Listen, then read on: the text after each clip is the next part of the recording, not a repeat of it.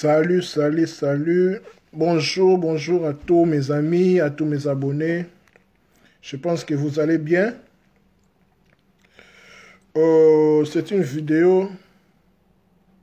Oh, ouais, content pour toi. Je pense que je peux te tutoyer, ma soeur. Voilà, ma grande sœur Kiatol Chouchouline. Voilà, exactement.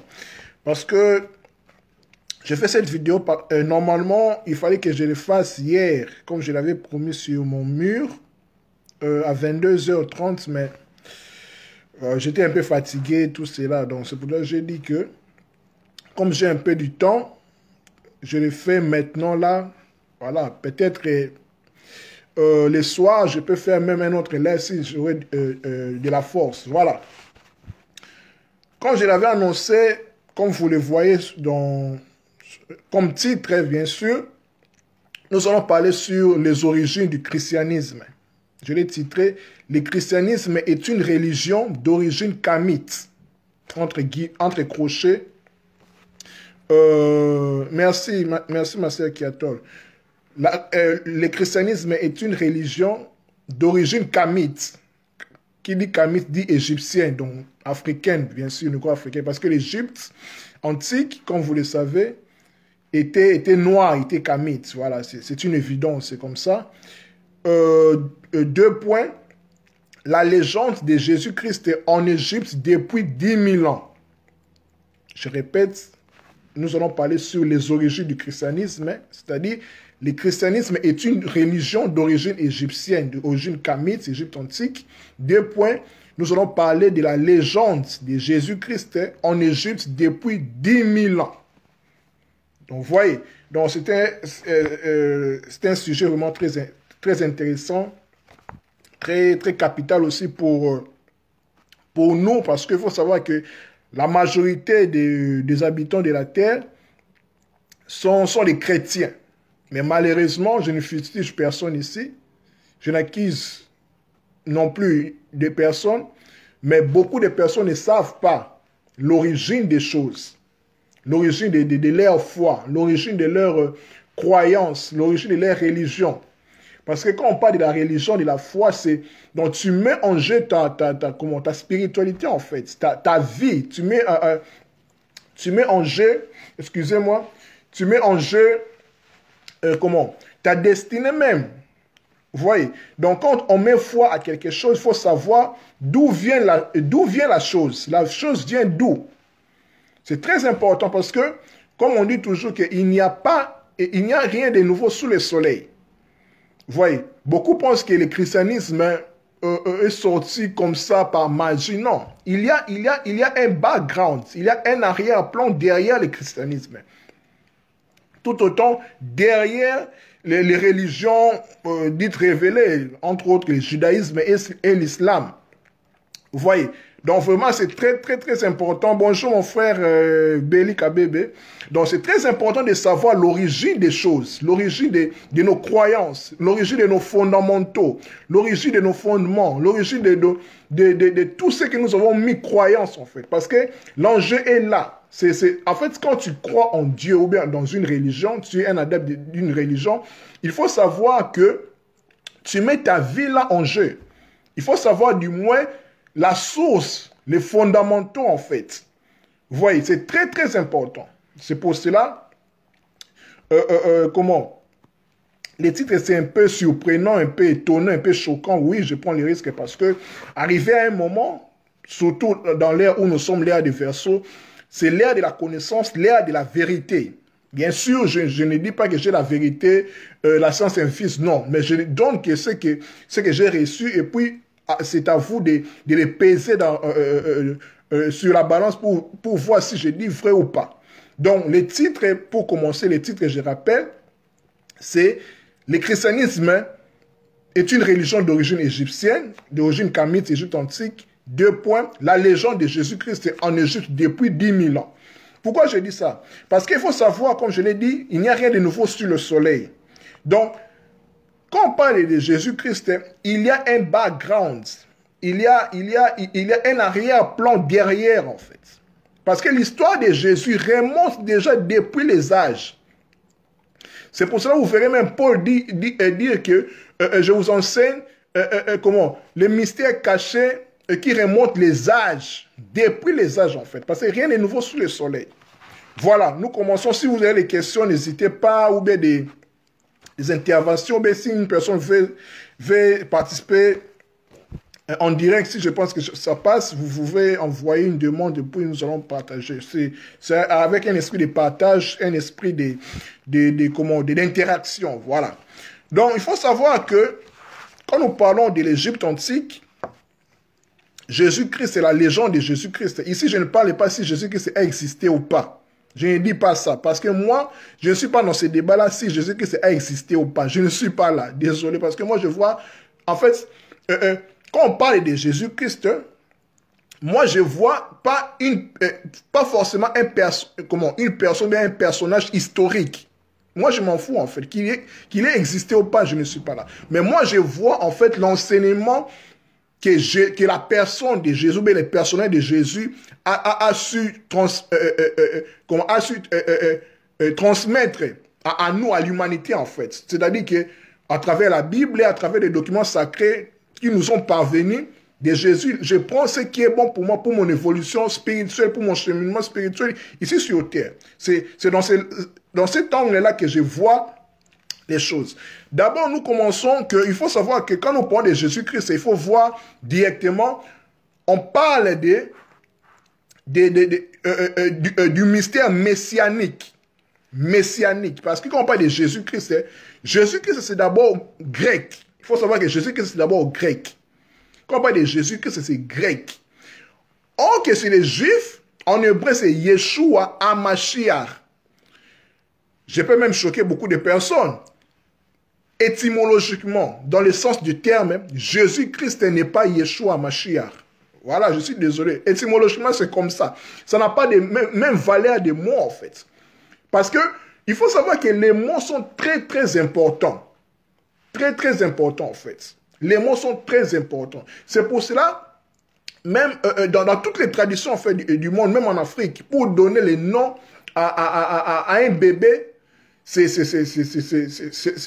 pas de la blague, en fait.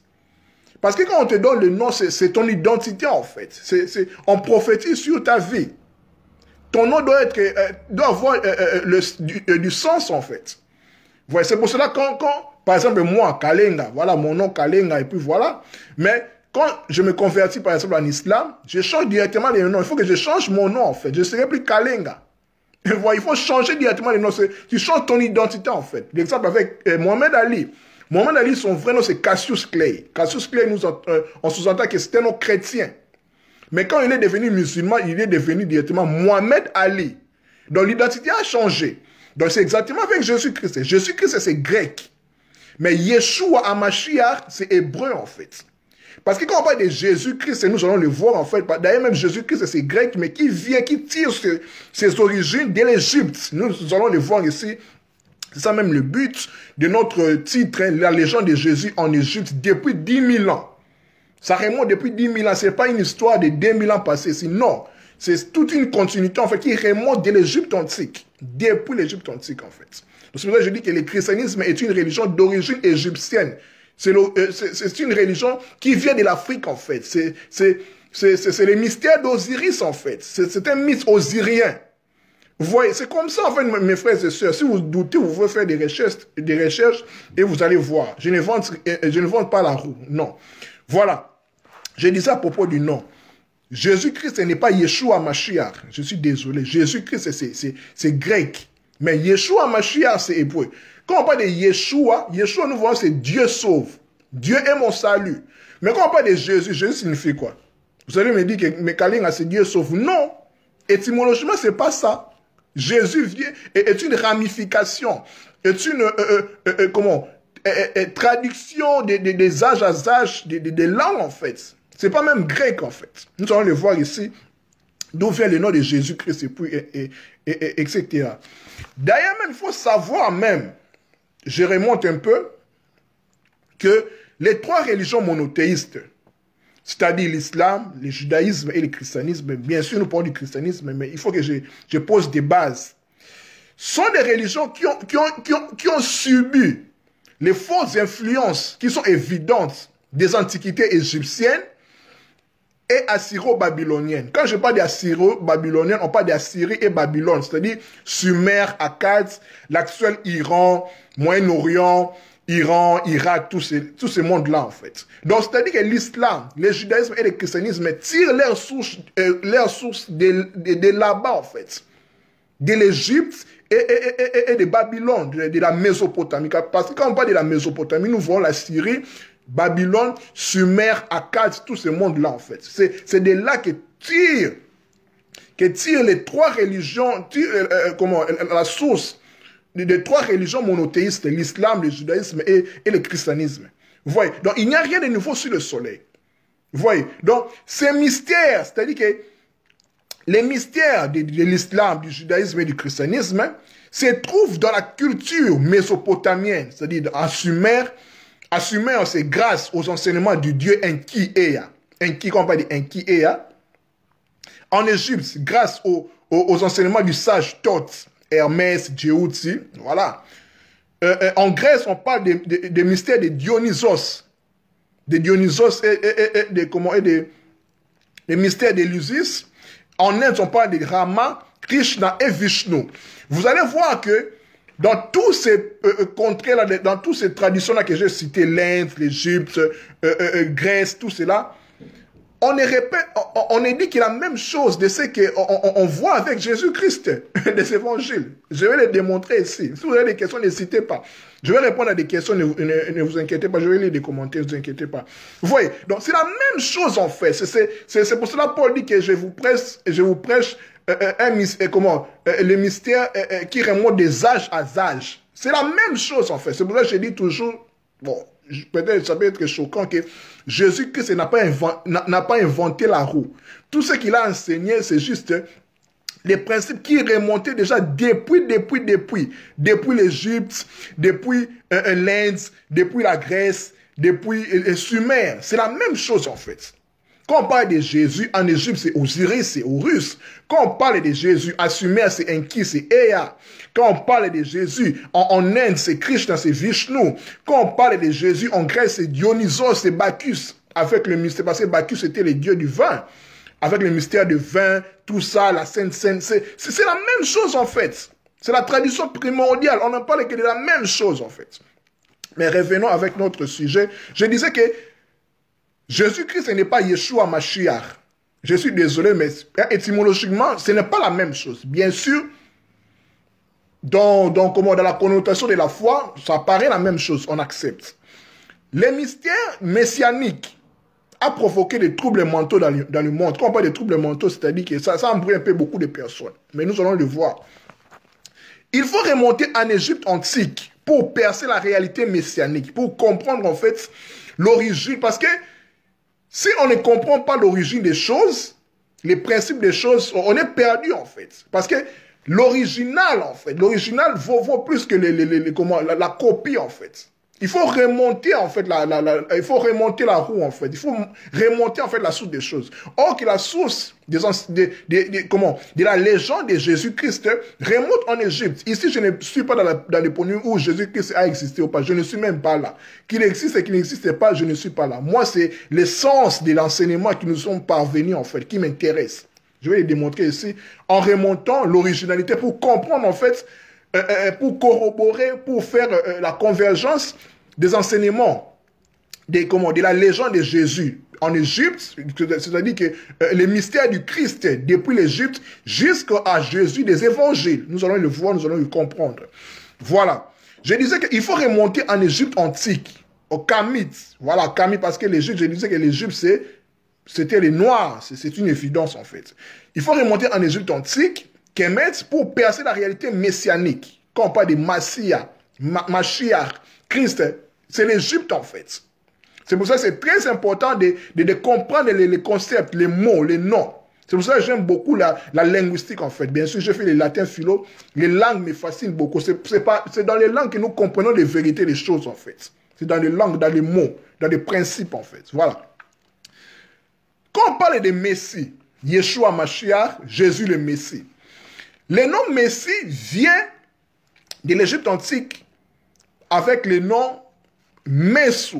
Messu, c'est M-E-S-U, qui veut dire oindre. Oindre, en fait. Oindre, l'onction.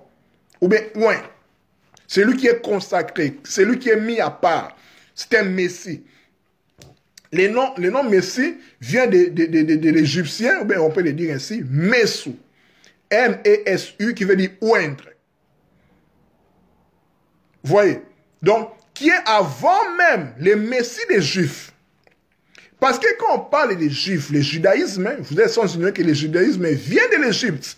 Parce que Moïse a été institué, la Bible même le dit, Moïse a été institué dans toute la sagesse de l'Égypte antique. Même les rabbins le reconnaissent même que derrière la Torah d'Israël, c'est l'Égypte en fait. Derrière les 5 premiers livres de Moïse, c'est l'Égypte. C'est l'Égypte. C'est l'Égypte en fait. Rien de nouveau sous le soleil. Quand nous voyons comment la Torah de Genèse à Deutéronome, c'est l'Égypte en fait. Ce sont les lois, même les 10 commandements, c'est les 42 lois de la maths que Jésus a simplifié avec l'amour du prochain, l'amour de tout cela. La plus grande loi, c'est l'amour. C'est les 42 lois de la maths de l'Égypte en fait, transmis par les 10 commandements. Derrière Israël, c'est l'Égypte. Et puis, derrière le christianisme, c'est le judaïsme en fait. Paul dit que nous sommes greffés d'Israël en fait. Donc on ne peut pas comprendre le christianisme sans pour autant comprendre le judaïsme, c'est-à-dire sans pour autant comprendre Moïse. C'est impossible. Il faut aller à Israël pour comprendre le mystère de Mashiach. Et puis, pour comprendre tout cela, il faut remonter de l'Égypte parce que les Juifs, le judaïsme a puisé de l'Égypte, de par Moïse, parce que Moïse a été instruit de toute la sagesse de l'Égypte antique. Donc, l'Égypte, c'est comme la lumière, en fait. C'est comme la source de toutes choses. Vous voyez? Bien sûr, Sumer, Mésopotamie, bien sûr, mais je ne parle pas de ça parce que c'est le même principe, en fait. Mais ici, le sujet, c'est par rapport à l'origine, kamite, ou à l'origine égyptienne du christianisme. La légende de Jésus-Christ en Égypte depuis 10 000 ans. Voilà. Je disais que Messie, Mashiach, Messu, en égyptien, veut dire oindre. Oindre qui est avant le Messie égyptien, le Messie juif. Il est question, en fait, quand nous parlons de Messu, de oindre, c'est une question, maintenant ici, vous allez voir la beauté de la chose, c'est une question de la fabrication de la momie, qu'on appelait en Égypte Karest, ou bien Karaste, c'est-à-dire K-A-R-E-S-T. On peut l'abréger, c'est K-R-S-T, Karaste. Karaste, c'est-à-dire que quand nous parlons de Messie, on peut parler aussi de Christ. C'est de là que vient le nom Christ. Christos en grec, ça fait de Karest. Karaste, c'est-à-dire K-R-S-T, qui se rapporte à Osiris. Osiris qui est en fait les dieux des dieux, là, les dieux suprêmes qu'on assimile à Jésus des chrétiens. Parce qu'on parle d'Osiris, on parle aussi d'Horus, parce que Horus, c'est juste la réincarnation. C'est juste les fils d'Osiris, en fait. Tel père, tel fils. Vous voyez. Donc, quand on parle de Karest, quand on parle de Messie, nous voyons, en fait, c'est une question de la fabrication de la momie. C'est-à-dire que la momie, c'est celui qui est allé sur un lit, ou bien celui qui est mort, celui qui est momifié. Vous savez que quand on meurt, on nous momifie, en fait. C'est-à-dire, ici, en quelque sorte, on parle du mystère de l'incarnation. Nous venons dans ce corps, en fait. Parce que nous sommes comme des momies, nous sommes morts. Notre vrai nous, c'est en nous, en fait. C'est pour ça qu'on dit que Christ est en vous. Christ est en vous, en fait. Ça, c'est juste notre tombeau, en fait. Ça, c'est juste le corps. C'est juste pour coopérer, voilà quoi, pour palper la matière. Mais ce n'est pas nous, en fait. Nous sommes en nous, le Christ en nous, en fait. Le véritable nous, c'est en nous. Vous voyez? Donc, quand on parle de Messie, on parle, je vous ai dit, c'est ouais, mais quand on parle de Christ, Christ vient de Karest. Karest, en Égypte, qui était question de la fabrication de la momie. Vous savez, momie, non? Celui qui est allé au lit, celui qui est mort, quand on remet, on vous momifie, voilà tout cela, en fait. Et puis, il faut comprendre que, quand on parle de Messie, nous voyons directement les sauveurs. Vous êtes d'accord avec moi? Jésus, Yeshua, c'est le sauveur en fait. C'est lui qui apporte le salut. Nous sommes d'accord. Jésus-Christ, c'est le sauveur de l'humanité. Nous sommes d'accord. Yeshua, Dieu sauve. Nous sommes d'accord. Les saluts. Mais en Égypte, quand on parle de Karest, ou bien des Messous, c'était en fait les sauveurs qui venaient dans le monde par l'eau. Je vais répondre à des questions. Je termine un peu cette introduction. Je vais répondre. Ne vous inquiétez pas, pasteur Otepa, ma soeur Kiatol. Voilà, je vais répondre. Voilà, je ne veux pas juste perdre le fil de mes idées. Donc, je disais que pour les chrétiens, je suis que c'est les sauveurs, c'est les messies, je suis d'accord. Mais ça, c'est pas nouveau en fait. Ça remonte en Égypte. En Égypte, les sauveurs venaient, c'est-à-dire les sauveurs, c'est-à-dire Messoubé Karest, d'où vient Christ, c'était les sauveurs qui venaient dans le monde par l'eau. Par l'eau. Vous êtes sans ignorer que sans les Nils, l'Égypte serait un désert. Nous avons eu ça à l'école en fait. Sans les Nils, l'Égypte serait un désert. Donc, l'eau, c'est très important pour les Égyptiens. Les Nils, les fleuves Nils, c'est très important. C'est pour cela qu'on parlait des Messies, des Christ, et bien sûr, les sauveurs, ils venaient avec l'eau. Les sauveurs avec l'eau. Parce que sans les Nils, l'Égypte serait un désert. Vous voyez? Donc, les sauveurs, Christ, qu'on pourrait parler aussi, par extension, de Keasesheta. Keasesheta, c'est lui qui, qui dévoile les mystères, en fait.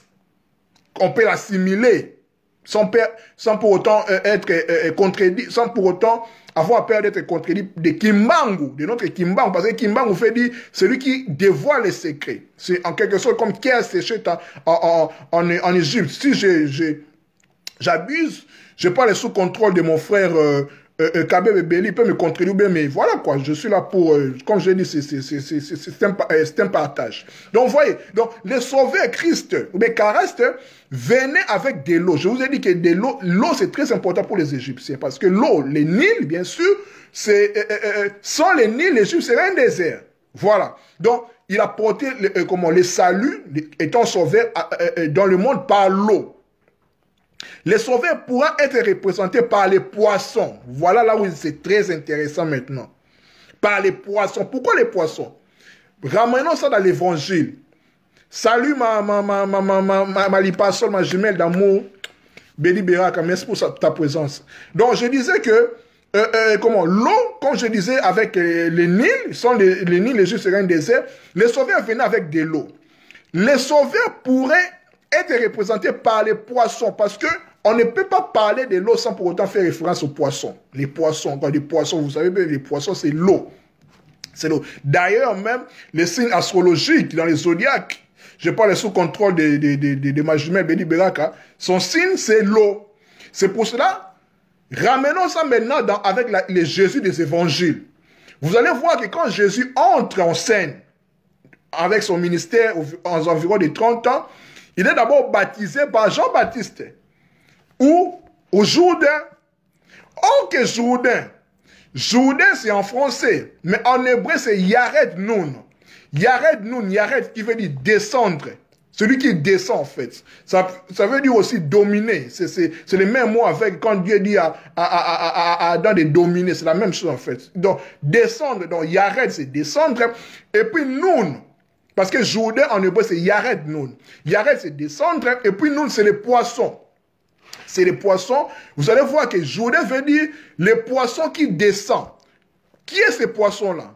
C'est Jésus-Christ, en fait, des évangiles. Qui est, en fait, le Christ des Égyptiens.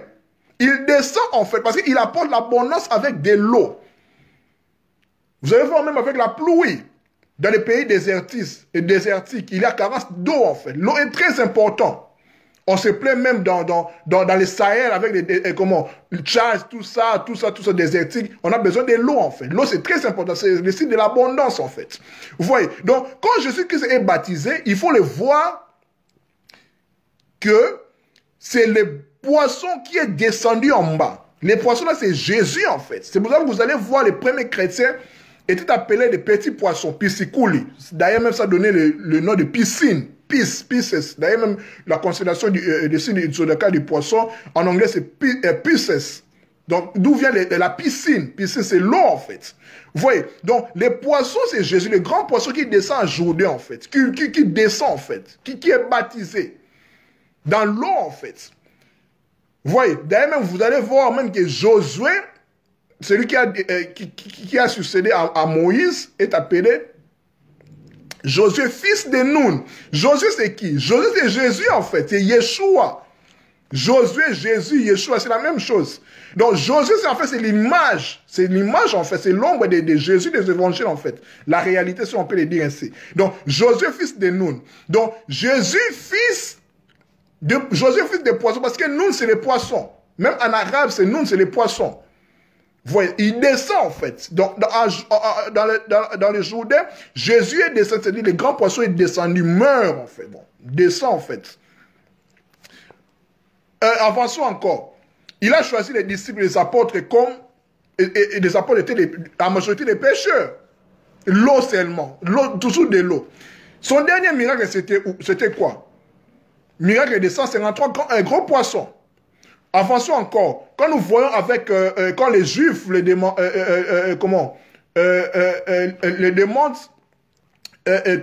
un miracle, un signe. Il dit qu'il n'y aura pas de signe si ce n'est que le signe de Jonas. Jonas, en fait, c'est qui? Jonas, en hébreu, c'est Yona, c'est la colombe, qui est avalée par les grands poissons, la baleine selon la tradition, la baleine. Jonas, qui a fait la colombe, qui est descendu, en fait, qui est avalé durant 3 jours et 3 nuits. Or que, selon Dieu, selon la Bible, un jour, c'est comme 1000 ans devant Dieu, en fait. Vous voyez, 3 jours, 3 nuits, c'est 3000 ans. Nous voyons que l'air, c'est l'air des poissons, en fait. Voilà. Là, c'est juste, j'étends, en fait, ma pensée par rapport aux poissons, mais ce n'est pas vraiment le cas. Peut-être qu'à la fin, nous allons le démontrer avec les zodiaques, avec l'air des poissons et des versos. Voilà. Vous voyez, donc, quand on parle des sauveurs, en Égypte, nous voyons de l'eau. C'est les sauveurs qui apportent de l'eau, en fait, l'abondance. Je vous ai donné l'exemple avec les baptêmes de Jésus. Je vais répondre à des questions, je vais lire les commentaires, ne vous inquiétez pas. Voilà, avançons. Vous avez déjà compris que les sauveurs est représenté par les poissons. Les poissons, je vous ai démontré que Jésus, Jourdain, Yared, Nun, Jésus, les grands poissons. Il a pris les pêcheurs, tout cela, les premiers chrétiens. Il a même des véhicules. Derrière, il a aussi des poissons. Derrière même Jésus, les poissons en grec, c'est ictus. Ictus, c'est même l'anagramme de Jesus Christus, Theus Soter. Jésus-Christ est fils de Dieu sauveur. Coïncidence et hasard, les hasards n'existent pas. Vous voyez, c'est les poissons en fait. C'est pour ça que j'avais dit sur Facebook que à l'ère où nous sommes des poissons, nous tendons vers l'ère des versos. À cet instant, Jésus-Christ est le Dieu solaire des poissons. C'est le Dieu dans l'ère des poissons en fait. C'est lui le Messie de l'ère des poissons en fait. Voyez, c'est comme ça, vous ne pouvez pas les refuser. Je ne suis pas là pour faire des prosélytismes. Je suis là pour dire aux gens, croyant en Jésus-Christ, je ne suis pas là, ce n'est pas mon rôle. En fait, je parle par rapport au principe, en fait. Donc, c'est le Messie de l'ère des poissons, en fait. C'est Jésus-Christ. Je vous ai démontré avec Christ, qui a fait les sauveurs, qui vient avec l'abondance qui est représentée par les poissons. Avançons. C'était le salut par les poissons en Égypte périodiquement dans les nouvelles âges du Nil. Vous voyez, je vous ai parlé de l'eau, le Nil. Sans le Nil, l'Égypte serait un désert. Voilà. Donc, l'eau, c'est très important pour les Égyptiens. Maintenant, continuons. Selon l'interprétation mythique d'Horus, c'est pourquoi je parle de mythique, il faut voir des principes. C'est pour ça que je vous ai dit que je ne suis pas là pour débattre que si Jésus-Christ a existé ou pas. Je ne suis pas là. Je m'en fous éperdument, je m'excuse en fait. Mais moi, je vois les principes, les enseignements qui peuvent m'apporter, moi, en fait, dans mon cheminement spirituel, dans mon incarnation présente. Voilà. Donc, je disais que c'est l'interprétation mythique d'Horus, parce que je vous ai dit que Horus, c'est la réincarnation d'Osiris. C'est le Jésus, en fait, des chrétiens. Parce qu'on parle de Horus, Osiris, c'est Jésus, en fait. D'ailleurs, même, pour vous choquer encore, pour vous réchoquer, j'ai déjà publié sur Facebook, mais je le rappelle, la répétition est la meilleure de la science. Le miracle de Lazare, quand Jésus-Christ ressuscite Lazare, mais c'est reçu en fait, ou bien cette histoire-là remonte de l'Égypte. Ce n'est pas nouveau en fait. Quand on parle de Jésus ressuscite Lazare, c'est juste que, moi, vous pouvez le vérifier dans les textes des pyramides, dans les textes des sarcophages, dans le livre des morts des Égyptiens, le livre de la lumière des sorties des jours. Quand Jésus-Christ est ressuscité Lazare, en Égypte, on rencontre ça déjà. C'est en fait Horus qui ressuscite, qui réveille en fait le culte d'Osiris. Osiris, c'est qui? Osiris, c'est grec. Mais le vrai nom d'Osiris, en fait, en Égypte, en fait, c'est Assar. El-Azar. Lazare, en fait. Et vous voyez, c'est là que je disais que rien de nouveau sous le soleil. Avançons. Donc, selon l'interprétation mythique d'Horus, appelé aussi Yum-Etep. Yum-Etep, c'est-à-dire, qui veut dire sauveur par l'inondation. Donc, celui qui apporte la paix. Etep, c'est pour ça que vous voyez beaucoup de kamistes dire toujours Otep. Otep, Otep. Coucou au pasteur Otepa, John Sotepa, Otepa, Etep. Donc, Yum-Etep, You, c'est le fils, You. Le préfixe You, c'est le fils, en fait. C'est le sauveur. Le sauveur par l'inondation, par la paix. Celui qui apporte l'abondance, la paix, Yum-Etep. C'est Horus. L'équivalent de Jésus des chrétiens. Avançons. Une doctrine messianique était fondée sur les toujours venus.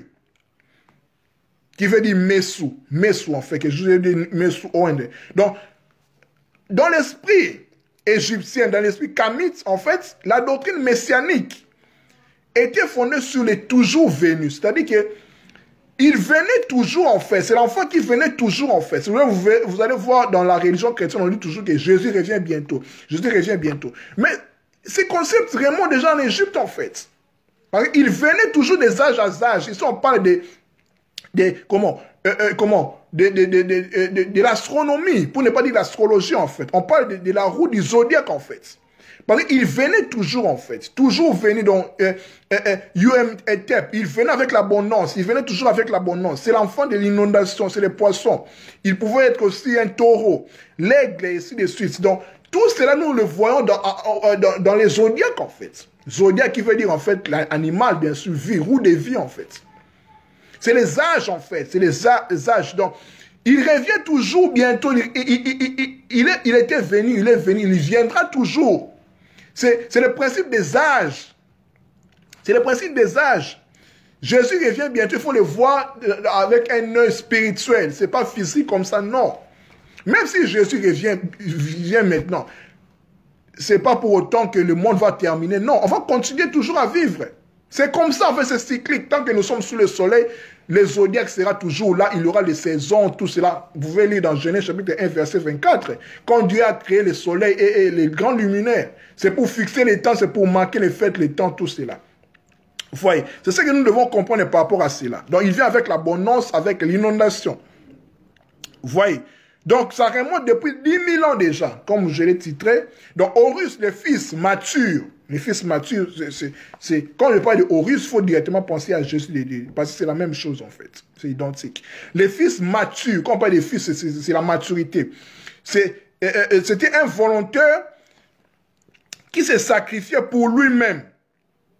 Pour lui-même en fait. Bien sûr, pour le péché de l'humanité, bien sûr, ça c'est venu avec le christianisme. Mais il s'est sacrifié d'abord pour lui-même en fait. Pour montrer d'abord son amour.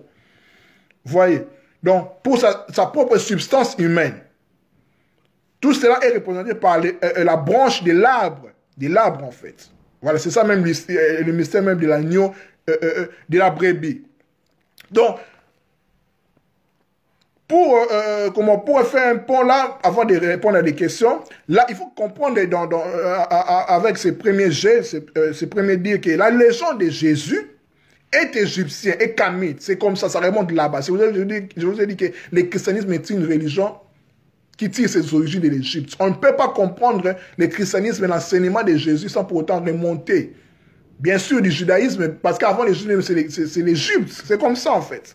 Remonte là-bas. Je vais vous démontrer même avec les miracles de Jésus, les mystères, comment en Égypte on en parle, en fait. Tout ce que Jésus-Christ a fait, il n'y a rien de nouveau, en fait. Je vais vous le démontrer. Vous voyez. Donc, en principe, ce n'était pas historique. Non, ce n'était pas historique, en fait.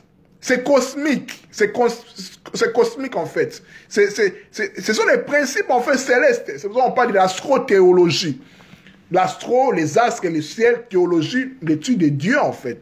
Astrothéologie. C'est comme ça, il faut comprendre. Je m'arrête un peu là pour un moment avant de continuer. Je lis un peu des questions ou bien des commentaires. Voilà. Je lis des commentaires. Voilà, d'accord. Oui, c'est l'abondance. Élément au sindo, yara. Voilà, un poisson c'est l'eau, descendre pour dominer, exactement. Oui, le poisson c'est l'eau, ictus. L'eau aussi l'abondance, 153 grands poissons, mais il fallait une mire avec Pessah, Pâques. Merci mon frère Béli. 153, 135, voilà. 9, nous, waouh. 9, merci beaucoup Béli. Qu'il vienne seulement, on verra si je ne lui appelle pas la police, waouh. Qu'il vienne seulement, voilà, et échapper. Voilà, merci, on continue. Il n'y a pas d'éventuelles questions, nous continuons. Voilà. Je pense que jusque-là, c'est clair. Ce que nous devons retenir pour ces premiers jets, c'est la légende de Jésus que nous voyons dans la Bible est égyptien et camite. Ça remonte de là. Ce n'est pas historique. Ce n'était pas historique. Ce n'était pas historique, mais c'était cosmique. C'était les principes, en fait.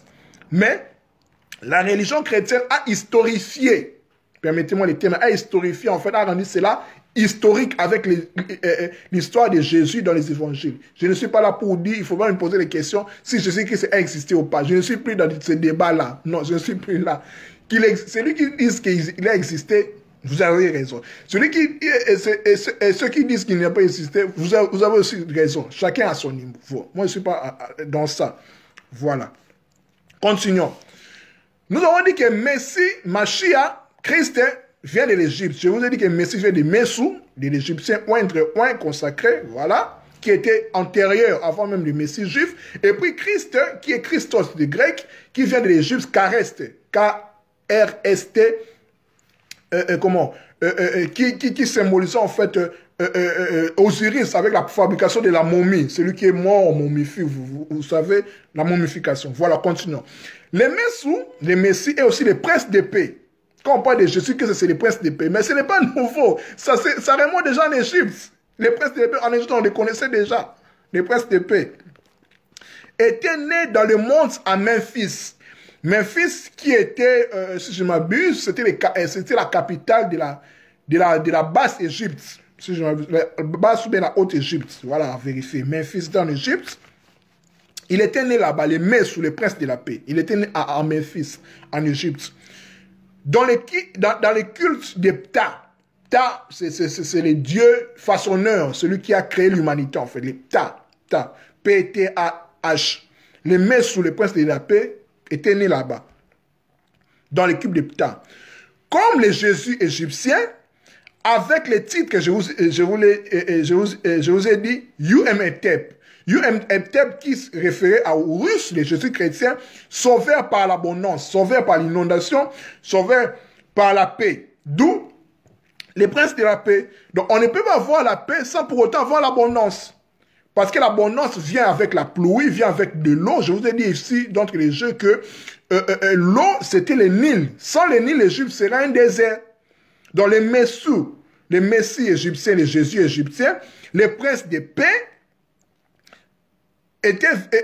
avaient le titre de U-M-E-T-E-P. You, c'est les fils, en fait. C'est le préfixe fils. E-T-E-P, c'est la paix. O-T-E-P, E-T-E-P, O-T-E-P, c'est la paix, c'est l'abondance, c'est l'inondation, la richesse. Qui vient avec la paix. Donc, quand il y a la paix, il y a l'abondance, il y a la richesse, il y a la paix, il y a voilà, tout ce qui va avec. Ou la pleine fortune, l'abondance en fait. L'abondance, toutes ces choses-là, tant spirituelles que physiques.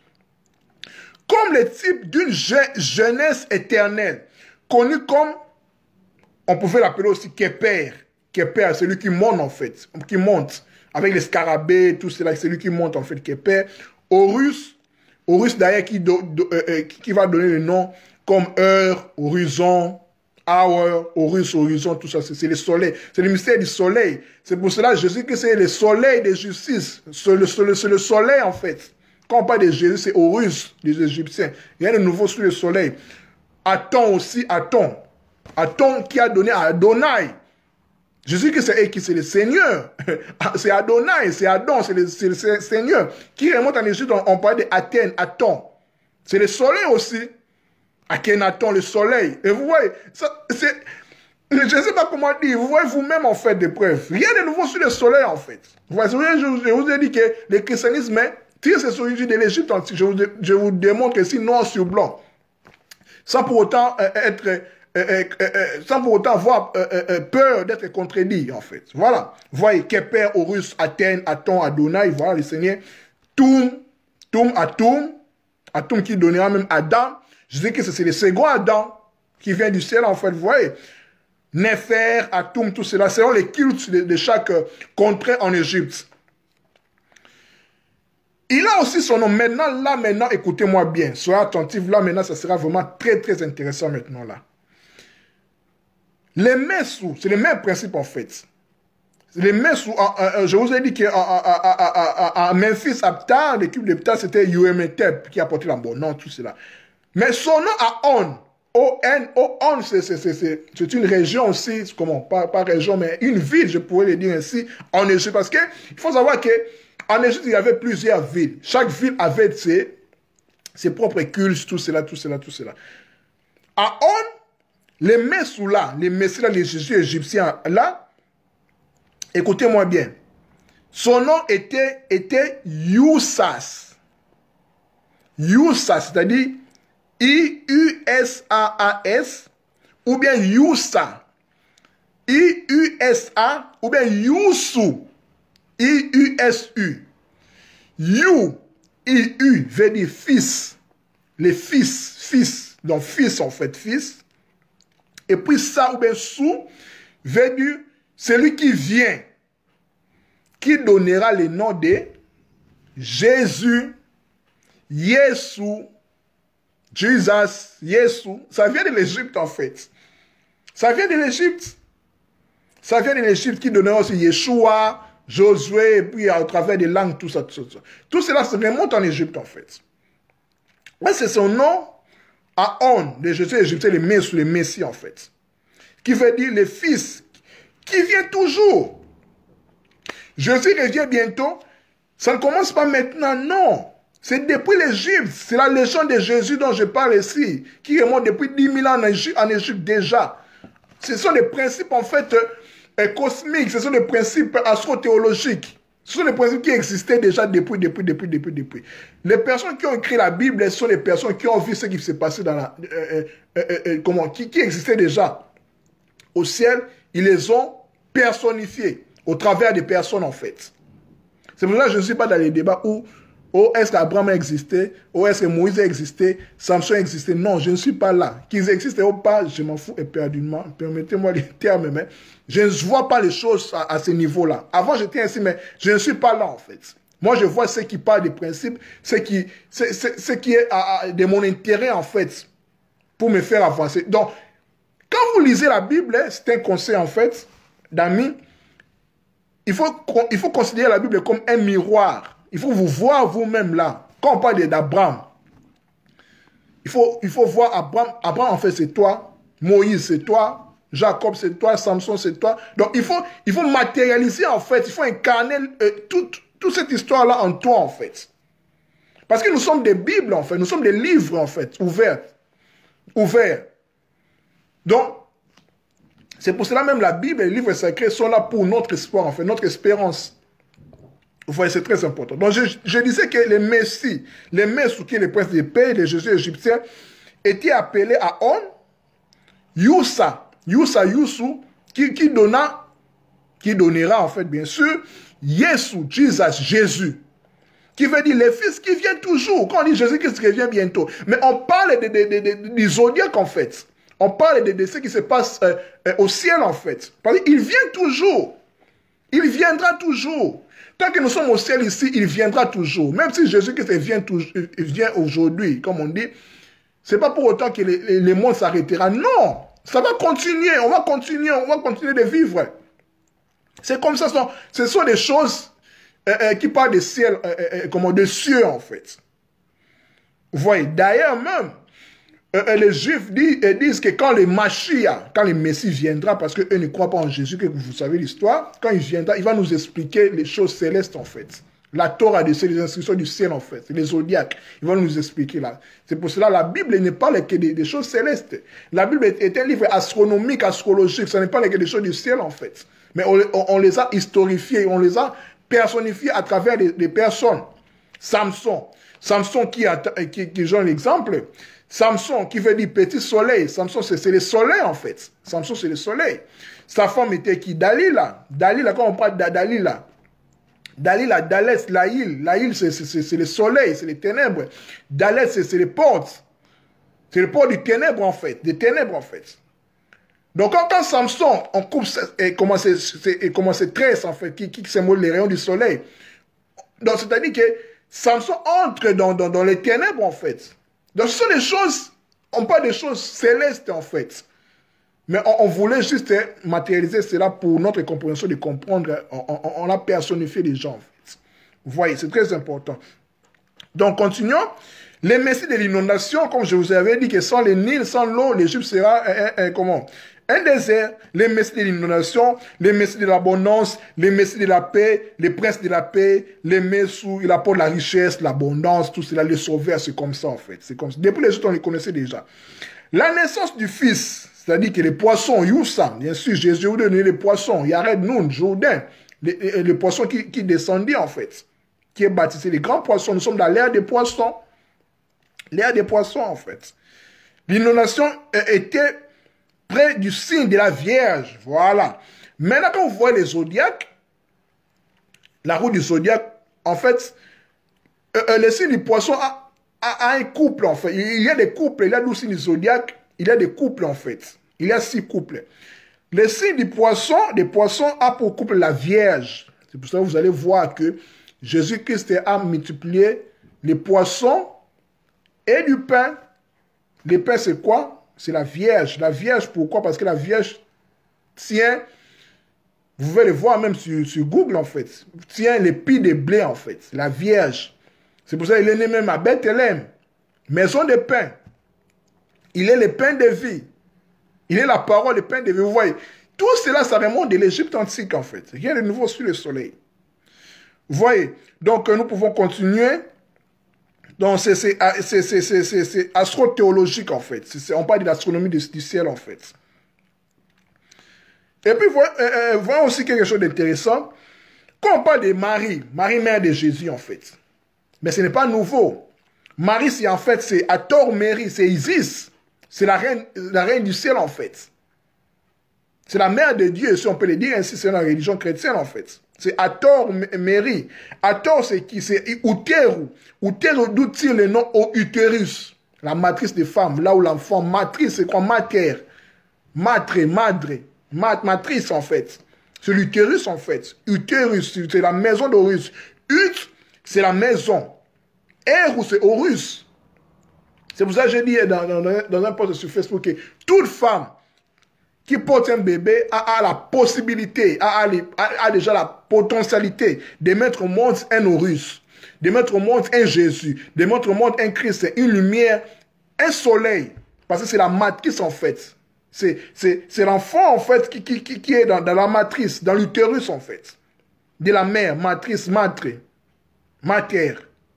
La mère en fait, qui symbolise même la matière. Parce que la matière, c'est la nature, c'est la femme, en fait. Vous voyez? Les secrets des langues, la magie des langues, en fait. Vous voyez? Donc, Marie, mère de Jésus, c'est Hathor, Isis, Mary, qui est la mère d'Horus. C'est le même concept, en fait. Rien de nouveau sur le soleil. Horus, Youssa, ou bien Jésus, était celui qui apporte le millénium, les renouveaux du cycle, en fait. Après 1000 ans, il avait un renouvellement, en fait, du cycle. C'est pour ça que dans la Bible, quand vous lisez dans l'Apocalypse, on nous parle de Satan qui est délié après 1000 ans. Qui est délié en fait après 1000 ans. Même l'Apocalypse, ça tire ses origines de l'Égypte. C'est l'Égypte en fait. Donc c'est l'Égypte en fait. Donc on ne peut pas comprendre bien l'originalité du christianisme sans pour autant flirter. Permettez-moi les termes. Hein, sans pour autant regarder en Égypte. On ne peut pas les comprendre parce que les principes se trouvent là. Les principes se trouvent là-bas, en fait. Les principes se trouvent là-bas. Vous voyez? C'est très important de les comprendre. Donc voilà, nous sommes à l'ère de poisson, comme je disais. Ictus qui est poisson en grec, ictus qui est aussi l'anagramme de Jésus Christus, Theus, Soter, Jésus-Christ est fils du Dieu sauveur. Vous voyez? Donc nous sommes à l'ère des poissons. Pourquoi l'ère des poissons? Quand vous observez bien la statue du pape lors des grandes cérémonies, tout cela, vous allez voir les papes. D'ailleurs, je l'ai posté même avec une photo là. Le pape est comme, il est comme un poisson avec sa mitre à la forme de la d'un poisson. Il a l'anneau de pêcheur, pas pêcheur comme celui qui a pêché, non. Pêcheur, c'est celui qui pêche en fait, pêcheur de poissons. Vous voyez, donc la statue parfaite, la statue déjà du pape en fait, c'est un signal indicateur que nous sommes dans l'ère des poissons en fait. C'est l'ère des poissons en fait. D'ailleurs même Rome qui vient de Rem, Rome en égyptien ça veut dire quoi, c'est poisson. Vous voyez, Rome, Vatican c'est poisson, l'Empire romain c'est poisson. Le christianisme a été fondé par l'Empire romain par Constantin en 325, c'est les poissons. Vous voyez, c'est aussi Dagon. Dagon qui était en fait le dieu des Philistins. Dagon, Dag, en hébreu, c'est les poissons. Vous voyez, c'est aussi Oan en fait. Oanès, c'est lui qui est, même si vous voyez sur les Dogons au Mali, les Nomos, celui qui sortait, les premiers initiateurs de l'humanité, en fait, sortaient de l'eau en fait. Vous voyez, c'est les poissons toujours.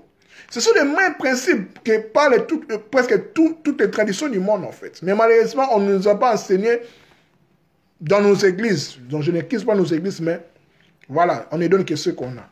Voilà. Donc, voilà ce que je pouvais dire. Maintenant, attaquons maintenant, pour terminer, les mystères et les miracles de Jésus, en les comparant, en fait, en démontrant, je vais démontrer d'où les miracles de Jésus tiraient leur origine de l'Égypte, en fait. Voilà. S'il y a des questions, n'hésitez pas. Je pense que jusque-là, c'est clair. Il faut comprendre que les miracles sont considérés comme des mystères, nous sommes d'accord. Mais les mystères étaient une mode, voilà, une mode dramatique de la représentation de la connaissance, ou bien de la science, de la mythologie et eschatologie égyptienne.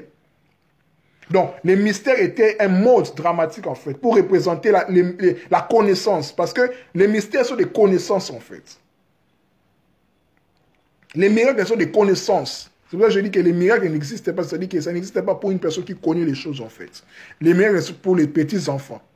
Voilà. Donc, ce sont des mystères. Ce sont des mystères, en fait, de la Menta. Amenta, c'est quoi?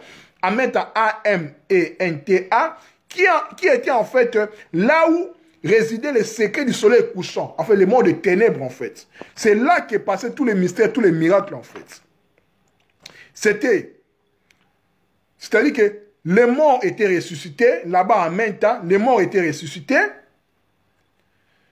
L'aveugle voyait. Le muet parlait. Les sourds entendaient. Les stropillés, bien les boiteux marchaient. Les âmes des ancêtres devenaient des têtes d'oiseaux spirituels, en fait. La résurrection, en fait. Ça s'est passé là-bas, en fait. Je continue. Le plus grand mystère était fondé sur la résurrection des morts. De l'esprit. En Égypte, on parle des cas. Les cas, en fait. L'esprit, en fait. Ou bien d'Horus, la tête d'oiseau, représentée par la survie de l'esprit. C'est la même chose, en fait. Parce que le soleil, c'est l'esprit. C'est représenté par Horus. Voilà. Horus, ou bien, c'est le faucon. C'est l'aigle, en fait. Voilà, vous voyez. Donc, les mystères de la Menta. Je vous ai dit que c'était les morts ressuscités. L'aveugle voyait, le muet parlait, les sourds entendaient, les boiteux marchaient. Quand nous voyons de la Bible avec Jésus, c'est la même chose. C'est le miracle de Jésus qui s'est opéré. Mais tout cela, ce n'est pas nouveau. Ça remontait déjà en Égypte avec le mystère de la Menta. Ça s'est passé là-bas, en fait. Sous des principes, en fait. De l'initiation. Vous voyez? Parce que les miracles sont des enseignements, en fait. Quand vous observez les miracles de Jésus, ce sont des enseignements. On ne parle pas, oh, tu as eu un boulot, tu as eu un mariage. Non, ce n'est pas ça. Ce sont des enseignements qu'il faut étudier. Les miracles sont des enseignements, ce sont des mystères, des choses qui se passaient à Menta, là où le soleil se couchait. C'est les mystères, en fait. C'est les mystères sur la résurrection des morts. Parce que quand tu es extropié, quand tu es boité, quand tu es avec, quand tu es sourd, tu es en fait mort. Tu n'es pas complet, tu es mort, en fait. On doit te réveiller, on doit te ressusciter, on doit te guérir en fait. On doit rendre ton état parfait. Vous voyez, c'est ça en fait les mystères en fait. Donc, ces mystères deviendront les miracles dans les évangiles canoniques. Dans nos évangiles, Matthieu, Marc, Jean, tout cela. Ce sont les mystères de la Menta en fait. Ça s'est passé déjà là-bas, en fait. Vous voyez, dans la Menta, dans les mythes étaient les séquelles du soleil couchant. C'était en fait les ténèbres, si on peut le dire ainsi. Où, je vous ai décrit, les boiteux ne marchaient pas, les aveugles ne voyaient pas, tout cela. Il fallait ces miracles, ces mystères-là de la Menta pour faire voir les gens, pour faire marcher les gens, pour faire entendre les gens. En fait, c'est le mystère de la résurrection des morts. Tout ce que Jésus-Christ a opéré comme miracle, c'est une seule chose, c'est la résurrection des morts. Quand tu es sourd, quand tu es malade, quand tu es estropié, quand tu es boiteux, il faut qu'on te ressuscite en fait, qu'on te rende ta perfectibilité en fait. Vous voyez, c'est ce que nous devons comprendre. Donc, Amen, là-bas, c'était le monde de l'aveugle. Comme je vous ai dit, c'est les sourds, c'est les muets, c'est les estropiés, c'est l'impotent, celui qui n'a pas de puissance. Parce que c'était le monde de mort, le monde des ténèbres en fait. Il fallait ressusciter les gens, il fallait réveiller les gens. Ce sont des mystères, ce sont des initiations, en fait, qu'on connaissait déjà en Égypte. Que les évangiles, en fait, ont transformé par des miracles de Jésus. Ce sont les enseignements, ce sont les mystères, en fait. Vous voyez? Donc, les miracles dans les évangiles de Jésus, canoniques, dans nos Bibles, répètent tout simplement les mystères de la Menta, des rituels égyptiens. C'était les rituels, en fait, de l'initiation. Et la scène du monde des man, le monde des ancêtres, le monde des morts, bien sûr. Non, dans le monde mortel. Non, les miracles de Jésus sont des miracles qui se passent dans le monde des morts là. Dans le monde des morts de la Menta, où je vous explique en fait. La religion égyptienne des Kamites n'a pas besoin de miracles. Non, n'a pas besoin de miracles. Les miracles attribués à Jésus sur la terre étaient déjà assignés à Youssa, à Horus, Youssa, Yesu, Youssus. Je vous ai démontré là, de l'Égypte en fait. Les divins guérisseurs qui étaient non historiques. Dans la religion pré-chrétienne, en fait. Ce n'était pas historique. Mais ceux qui ont écrit la Bible ont historifié ça par Jésus, tout cela, tout cela. Voilà. Vous voyez. Donc, et puis, pour terminer, il y a des textes de la pyramide de Théta qui dit Horus donna à ses enfants. Vous allez vous souvenir que Jésus appela ses disciples des enfants. Horus, comme étant Jésus, donnant à ses enfants, ses disciples, le pouvoir de ressusciter. Je vous donne le pouvoir de ressusciter, de dominer tout cela. Jésus qui l'a dit dans les évangiles. Mais ce n'est pas nouveau. Ça remonte à Youssa, Horus, dans les textes des pyramides de Théta. Vous voyez, la résurrection était dans la Menta, la terre de l'éternité, pas la terre temporelle. Vous voyez. Donc, les mystères de la foi chrétienne comme la Trinité, l'incarnation, la naissance virginale, la transformation, la transfiguration sur la montagne, la passion, la mort, l'ensevelissement, la résurrection, excusez-moi, l'ascension, les baptêmes existaient déjà depuis. Tout dans les mystères de la Menta. Avec Horus, Yométep, Youssa, Youssus qui donna Jésus, Yesus, des chrétiens. Vous voyez, comme figure centrale de Jésus pré-chrétien. La mythologie ne connaît rien des miracles, n'en a pas besoin. Dans le rituel égyptien, ça n'a pas de place. En fait, c'est la gnose, c'est la connaissance en fait profonde des choses. Vous voyez, quand on parle même de Jésus marchant sur les eaux, on parle en fait de la traversée du soleil, le dieu Ra. Le Ra, c'est le soleil qui marcha sur les eaux. En fait. Quand on voit l'ombre en fait, du soleil, en fait, sur l'eau, en fait. C'est la représentation de Jésus qui marchait sur les eaux. Les reflets soleil des eaux, le lac de Mathis dans la Menta.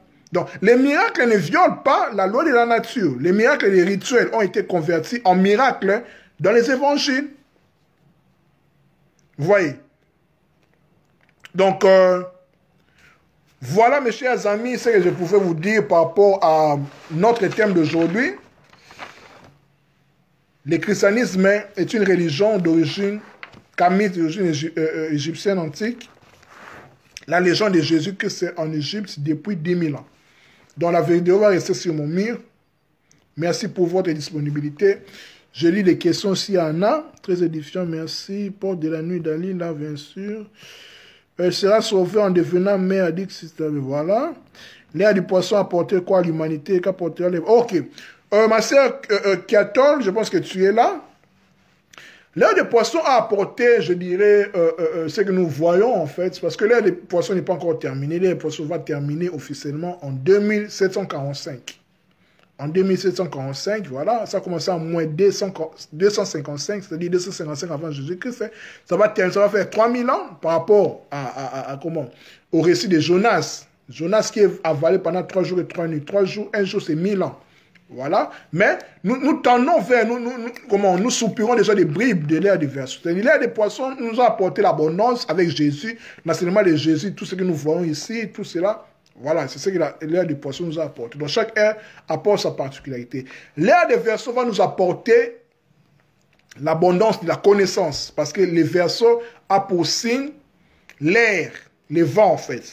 Vous allez remarquer avec moi que même la technologie, tant avec les 5G, tout est devenu subtil, l'onde, toute l'intelligence artificielle, toutes ces choses-là en fait. Donc nous tendons vers la subtilité, la physique quantique, les sauts quantiques, toutes ces choses-là en fait. C'est ça l'ère des versions en fait. Nous tendons vers cela, nous sommes à cheval en fait, nous sommes presque en transition, mais nous sommes officiellement à l'ère du poisson. Voilà, l'ère des versions, les verseurs de l'eau en fait. D'ailleurs même Jésus-Christ, on parle à Luc, quand il dit que, quand on lui pose la question, maître, où nous allons manger la Pâque, tout cela, il a dit que suivez ces jeunes hommes-là avec la cruche. Or qu'en Israël, les hommes ne portaient pas la cruche, c'était les femmes en fait. Or que les versos là, c'est au ciel en fait. C'est l'homme qui porte la cruche de l'eau pour verser la connaissance en ces temps-ci en fait. Vous voyez? Donc merci, je pense que c'est clair pour vous répondre. Donc la Bible est un livre rempli de symboles astrologiques. Exactement, c'est ça. Voilà. Donc, maintenant, il faut comprendre que chaque personne a sa vision de voir les choses, en fait. Au niveau où moi je suis, sans pour autant être prétentieux ou bien orgueilleux, loin de là, je vois la Bible avec les yeux spirituels, avec les yeux qui tendent vers les hauts, vers les astres, en fait. Vous voyez, je vous ai démontré avec la légende de Jésus, qui remonte depuis l'Égypte, en fait. C'est la même chose, en fait. On ne parle que de cieux. Voilà. Même les Juifs même le disent, quand Mashiach, quand le Messie viendra, il va nous expliquer la Torah, les instructions du ciel, en fait. Mais ce n'est pas encore connu, en fait. Bon, on ne donne que ce qu'on a. Voilà, on avance et puis on profite à d'autres de comprendre ce que nous avons découvert. Je ne dis pas que je suis arrivé, non, mais la connaissance est toujours progressive. Merci à tout le monde, à nous revoir la prochaine fois pour d'autres sujets spirituels et puis selon ce que l'Esprit va nous conduire, va nous pousser à dire. Merci à vous tous. Bon week-end. Prenez soin de vous. Que Dieu vous garde. Que l'amour règne dans vos cœurs. Bye bye.